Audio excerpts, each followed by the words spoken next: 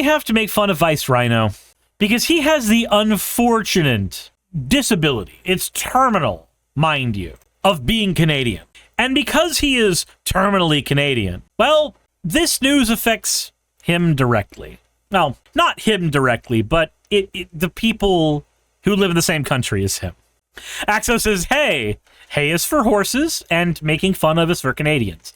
But before we get into that, Stoff has decided to grace us with the official breast size lineup of all of the individual Suris-verse characters. Apparently, Risu has the biggest chest of all of them. Kenny Yugumu says, for a second, I forgot I'm watching a stream. Axo says, you're lucky I'm in public and not in art mode. Yeah, I know, you're terminally Canadian as well. Say Suri about it. Anyway, apparently, my character only ranks 3rd or 2nd in the chest size department. Said Suris isn't small enough. I think, yeah, Suris normally has far flatter chest, but still. High fives all the other Canadians here. Anyway, this has to do with Ottawa. So let's go ahead and take a look at what's going on there. So Ottawa's chief data officer says he thinks the introduction of artificial intelligence into the federal government is not only a good thing, but it will lead to some job cuts in the public service. Oh boy. Can somebody just start playing Oh Canada in the background now? Like, this is nightmarishly stupid. In a recent interview with the Canadian Press, Stephen Burt said he thinks the impacts are going to vary widely and be job-specific, with different outcomes in different areas. While he wouldn't identify the risk of job losses in a specific area of government, Burt said the goal would be to ensure employees receive opportunities to retrain and change jobs. Aha. Right. So let me get this straight. If there are currently 600 jobs in the federal government of Ottawa, and let's say 50 of those jobs get eliminated, are you going to create 50 more jobs for the people whose jobs get cut? Or are you just going to fire people from other jobs for whatever paper trail reasons you have, and then move the people who lost their jobs because of AI into those departments? I don't know. It feels weird. If you have things functioning, adding AI to it does not make them function better, generally. Who the fuck? Like, what tech firm is selling the idea to the Canadian government that actually artificial intelligence will fix all these problems? Perfectly Flawed says AI is not competent enough to take anyone's job. You're right. It's not. However, there are people who are gaslit into believing that it is. He goes on to say, I think there will be some, but I couldn't tell you specifically right now what the magnitude of that is going to be, or where it's going to be felt most acutely. Wow, you seem to not have any fucking information on this at all. You know what that means? That means you're waiting for AI to explain to you which areas of government it thinks it's going to be able to improve. Seems really weird to tell a whole bunch of federal employees, some of you may lose your jobs, but that's a risk I'm willing to take. Prime Minister Mike Carney explained in the spring federal election on using AI to make public service more efficient. Finance Minister Francois Philippe Champagne has asked his colleagues to identify cuts to program spending of 15% over the next 3 years. Now, why do you need to cut program spending for federal employees by 15%? Why do we treat government jobs like they're a for-profit business? Perfectly Flawed says, what are all these people going to do if they get rid of workers and then the AI bubble bursts and none of their software works? The load-bearing potato of these large language models it's going to be interesting to see what happens when that falls. In August, the federal government signed an agreement with Canadian artificial intelligence company Cohere to identify places where AI could enhance public service operations.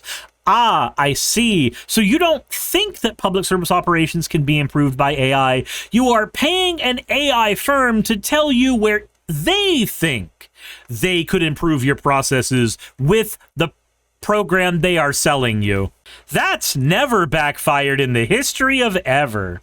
The government says it plans to launch a public registry to keep Canadians in the loop on its growing use of artificial intelligence, and to keep track of AI projects that are already underway. There is no timeline yet for the registry's launch. Different departments and agencies have been using AI for years for tasks like analyzing satellite imagery and weather forecasting, predicting the outcome of tax cases, and sorting temporary visa applications. Burt said that AI is one of the many tools the government uses to boost its efficiency. There are going to be many things done to help enhance the efficiency and focus across government, and AI is just going to be one piece of it. Public Service Alliance of Canada National President Sharon D'Souza said in an email statement that AI isn't a shortcut to better public services. Canadians need real help from real people, not chatbots, not automated phone trees, or AI dead ends. D'Souza said AI won't solve the core problems in departments, and that cuts to the public service means fewer services for the people who need them. And I agree. I agree. If you've ever spent time on a phone line where you've tried to get in contact with a real human being, it is one of the most infuriating aspects of public life. Getting on that phone and feeling like you have to shriek at the top of your lungs, "Fuck you, give me a human," instead of listening to a random text-to-speech thing talk to you for the next 20 goddamn minutes at the slowest speed possible. And AI chatbots don't make it much better. It's just a more human-sounding version of the exact same fucking thing.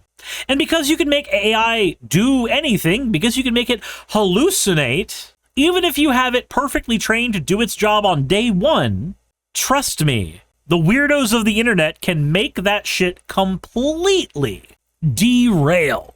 Prime Minister Carney must consult with unions and frontline public service workers before rolling out AI across government. Catherine Connolly is a professor and business research chair in the Department of Human Resources and Management at Macmaster University. She said that when Canadians hear about AI in public service, many fear a repeat of previous government debacles, including information technology, such as the Phoenix Public Service Pay System and the Arrive Can app. It's great that they are trying to be innovative and that they're focusing on cost and that they're focusing on performance and productivity. It's just that we've seen this before, and I think it's natural for Canadians to have some concerns about how this will all be rolled out. Connolly said AI is not a good substitute for human decision-making and should not be deployed in any area where there's a risk of liability, like the times where it's suggested for people to fucking kill each other, or it's suggested for people to kill themselves. Those are areas of liability that AI should not be employed. The federal government has said that in cases where AI use can have significant impacts, such as administrative decisions, its directive on automated decision-making requires an algorithmic impact assessment. Those assessments are then published in a public register. Yeah, that information being publicly available does not mean that you've made a good choice, though. That's like saying, we're going to start gearing up for public executions. Don't worry, we're going to be transparent about it, and you're going to be able to know all the factors that led to us doing public execution. My guy, it's not the transparency that I am supremely worried about. It's the act itself. It's a stupid act. Don't do it. I think we need to be open with our employees where we do see those possibilities. And there's lots of supports in place, though the various processes governments had established for a long time on how you manage your workforce changes. Burt added that the government spends a fair amount of time speaking to unions and bargaining agents about AI. But Sean O'Reilly, president of the Professional Institute of the Public Service of Canada, said the government isn't keeping the union adequately informed about AI adoption. There's a lot of informing and bargaining agents about AI. When it does happen, and it's usually after the fact, before we've had any chance to actually consult about it. There's never been a real meaningful consultation. O'Reilly said that while he welcomes the use of AI in government, he worries it will be introduced in a way that eliminates human judgment and jobs. Yeah, that's basically what's gonna happen. I look at the work that a public servant does, and in general, I think there's probably some mundane tasks we could assign to artificial intelligence. I would give the public servant the ability to get those off their plate. And that's a very, very nice thought. But in reality, you're just going to be making this entire system infinitely worse for the people involved. The way that you make public service better is by hiring more public servants so that more individualized care can be given to the people who call in and need public service. That's what you do, not offloading all of the shit onto an AI where we have effectively glorified versions of a call tree taking care of all of our shit. We don't need that. But that's what we're going to get. But let me know what y'all think in the comment section below, because for me, any option that leads to more AI taking over more shit is just kind of a scourge. And I think we should make fun of people for glorifying this technology. In fact, I think in the next episode, we may be doing just that. Hey, thanks for making it to the end of the video. I really could not do any of this without all of you. Those of you watching, and especially those of you who support me on Patreon. I wanted to go ahead and take a minute to thank all of you who do that, because with YouTube being what it is these days, I really cannot do this full time without the support from each and every one of you. Those people would be Red Joker, Purple Poundini, Jemshin, Britzkrieg, Jupe the Malignant, Michael, Ravalern, Mabbity Babbity, Astral Frontier, Tales of Atonement, Nixie Chan, Kiri Artemis, Limor Pinku, Love Bunny Games, Victorian Alchemist, I'm not saying the last part of that, and you know that, Aurora, Leela Ururaka, Arcton Arclacier, Kiratorian, Dren Hadamata, Jordan M, John L, Lord Bleck, Smiling Game Master, and Fire Shard. Thank you so very much. But since you're here, why not go ahead and try watching another one? There should be one that's on the screen right now. And if you are a patron of mine, I wanted to go ahead and thank you again for all of your support. There is still a video you could press though, if you'd like. I would appreciate it just a little bit.